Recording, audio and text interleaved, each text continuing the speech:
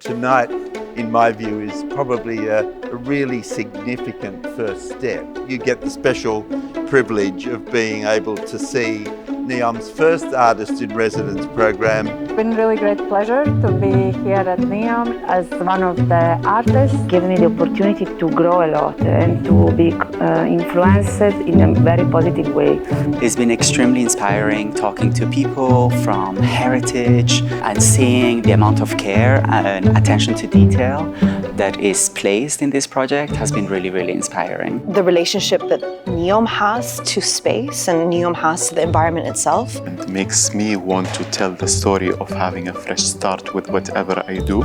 Being here before all of these changes has been really special. It was really amazing to have that opportunity to see it. The role of the artist is absolutely central to the developing of a culture, of a community, of a city, and certainly of NEOM.